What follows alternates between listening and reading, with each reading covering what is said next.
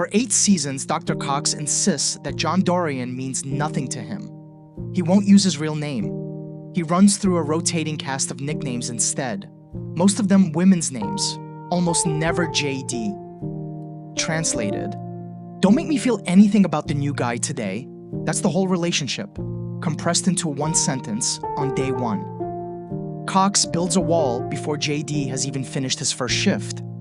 Then he spends the next 8 seasons quietly finding reasons to walk around it. Later in the same episode, when JD freezes during his first real crisis, Cox doesn't leave him to sink. Same hour, same doctor. He pushes JD away on a personal level and refuses to abandon him on a professional one. This isn't a show about a gruff mentor with a heart of gold hiding underneath. Cox is genuinely, sometimes shockingly cruel to JD, and Scrubs rarely lets him off the hook for it. But the cruelty has a strange pattern to it once we start tracking it across seasons instead of episodes. It shows up hardest in exactly the moments when JD is proving he cares too much for his own good. Which leaves us with the actual question worth asking here. Why would a man spend years of his life convincing his own protege that he doesn't matter to him? Cox already knows the answer to that question, because he's already lived it. Early in JD's internship, Ben Sullivan, Jordan's brother and Cox's closest friend outside the hospital, gets diagnosed with leukemia. Cox rallies the oncology team in public and skips Ben's first chemo session in private. When he finally does sit down at the bedside, he says the quiet part out loud, just this once. That's a man who has already learned firsthand exactly what caring too much can do to a doctor. So when Cox looks at an intern who has a habit of taking every death personally, who wants everyone around him, sick or healthy, to actually like him, he isn't looking at a soft kid who needs to toughen up on principle. He's looking at a kid who's about to get flattened by the kind of attachment he knows can flatten the doctor. That read on JD comes out of him early, but only in a room JD isn't in. In My 15 Minutes, Cox forces JD to write his own performance evaluation, then tears into him about it to his face. Tells him he only answers to one person. Sends him out of the office with nothing to hold on to. JD leaves believing he's failed. He has no idea what happens next. The moment he's gone, Cox walks into the actual evaluation board and vouches for him. Smart, confident, determined. Someone who genuinely cares about his patients. Someone this hospital cannot afford to lose. That's the whole method, right there. Cox will say the true thing. He just needs the door closed and JD on the other side of it first. JD's older brother, Dan, is the one who finally says this out loud to Cox's face. In My Brother, Where Art Thou?, Dan catches him outside the hospital after a shift and tells him plainly what he's been watching happen for years. JD idolizes him, and Cox has been grinding that admiration down into something smaller and harder every chance he gets. Cox doesn't argue. He shakes Dan's hand and walks off, which, from Cox, counts as a full confession. The next day, he corners JD in the hallway and asks him, point blank, whether he'd trade away work he actually loves for something easier somewhere else. JD says no. Cox tells him not to forget it and leaves the conversation there, unresolved, which is exactly how Cox prefers to leave things that matter to him. Dan's warning is the moral spine the rest of this essay hangs on. Cox is deliberately shaping JD through pressure, and that method carries a real risk. He may destroy the passion he believes he is preparing JD to protect. Cox almost never says outright that he cares about JD. What he does instead is take his shift, absorb his grief, carry his worst day, and never bring any of it up again. 2 years after Ben's remission, he comes back to the hospital without the follow-up checks Cox required. Cox hands JD the workload while he's already buried elsewhere.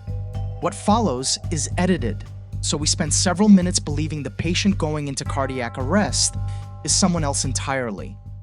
Then the camera pulls back at a cemetery, and the truth lands on JD and the audience in the same breath. It was Ben. Cox's first move is to blame JD outright. He takes his patience, barely speaks to him.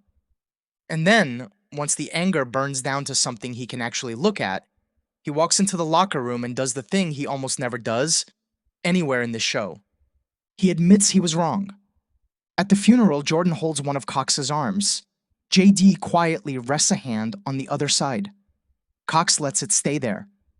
For a man who's built an entire personality out of not needing anyone's hands on him, that silence is the whole eulogy.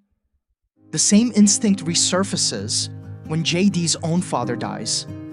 Dan shows up at the hospital holding a cake, breaks the news, and Cox, without telling a soul, quietly takes over every one of JD's patients and clears his pager so he can leave. JD doesn't know any of this is happening.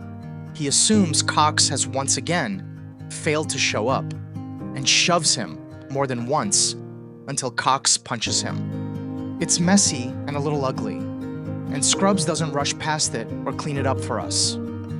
That night, Cox turns up at JD's apartment with Dan in tow. Beer, football, no lecture, no speech about grief. And then, low and almost embarrassed, the sentence Cox practically never lets himself say to the person it's actually about. There's a small, strange echo of all of this worth pulling in from much later in the series. When Cox's own infant daughter needs a routine shot, he tries to hand the job off to another doctor entirely. He doesn't want his daughter associating him with causing her pain. It's a minor scene, and it doesn't prove anything on its own, but it's the same protective instinct running in the opposite direction. For years, he's willing to be the source of JD's pain because he thinks it will save him later. And he can't stand the idea of being the source of his own daughters for even one afternoon. For years, JD keeps inviting Cox to lunch. For years, Cox turns him down flat and says the quiet part loudly for once. They are not friends. Then Jill Tracy, a former patient, turns up unconscious and dies, and her family agrees to donate her organs. 3 patients receive donated tissue and organs, and Cox is genuinely proud of the transplant team. Meanwhile, JD has quietly decided Jill's death is his own fault, because he'd brushed off her complaints earlier in the same episode. Cox finally says yes to lunch and uses it to hand JD the rule that's about to define the rest of the hour. That's Cox's entire philosophy, distilled into one sentence at a diner table. No one carries every death that passes through their hands. Not on his watch. And then Jill's autopsy comes back showing rabies. Every one of those 3 recipients is gonna die, and there is nothing anybody in the building can do to stop it. 2 of the 3 go first. JD, trying to hand Cox's own rule back to him, tells him he would have made the exact same call. No one on Earth could have predicted this. Cox barely responds. Then the 3rd patient dies, and something in him gives out that this show has never let us see give out before. He walks away from the bed mid-sentence while JD is still talking. And this time, he doesn't come back on his own. The next episode opens with Cox arriving at the hospital drunk.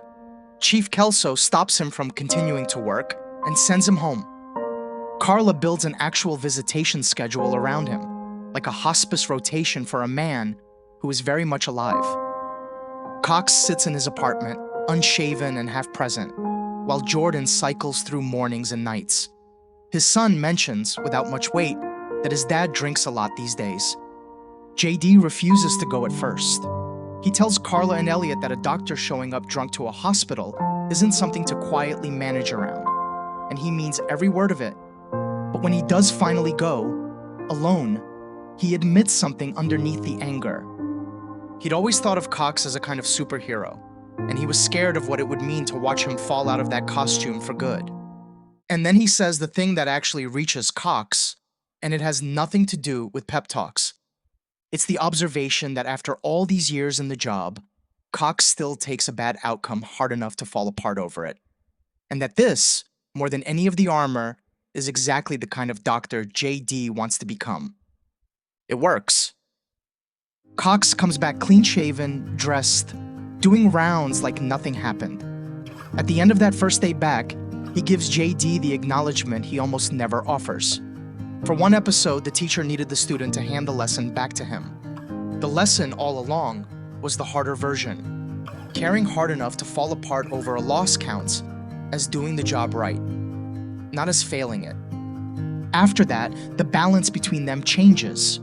JD has seen Cox fail, challenged him, and helped bring him back. Their relationship can no longer function entirely as teacher and student. In My Identity Crisis, with Jordan and the kids out of town, Cox puts an arm around JD and calls him a friend out loud, almost before he's decided to. Translated, he needs JD, and it is deeply upsetting to him. And because he's still Cox, he immediately insists it has nothing to do with being lonely. The admission and the retreat happen in the same breath, which is about as far as he can go for a long time. By the time Cox becomes chief of medicine, the relationship has quietly settled into something closer to equals. JD openly challenges one of his calls. Cox doesn't shut him down for it. He listens and defends what he spent years building him into. Which brings us to the finale and JD's last day at Sacred Heart. He spends most of it fishing for some kind of acknowledgement. Cox refuses him flatly until Sonny, helping JD with one final setup, approaches Cox after allowing him to believe JD has already left. JD steps out from wherever he's been hiding and hugs him. Cox protests the entire thing, arms up, visibly cornered, exactly like the man we met 8 seasons ago on day 1. Some walls never fully come down, but he said it, and he said it while he believed it would cost him nothing, which, for Cox, is the only kind of honesty he's ever fully trusted. He spent years trying to teach JD how to care about people without letting that care destroy him, the way it nearly destroyed Cox. Somewhere in the middle of that project, JD learned the one thing Cox never quite managed on his own. That saying it out loud was never the weak version of caring at all. If this changed the way you remember Scrubs, tell me the moment you think Cox stopped being JD's mentor and became his friend. And subscribe to Millennial Rewind, where we revisit the shows that raised us and discover what they were really trying to say.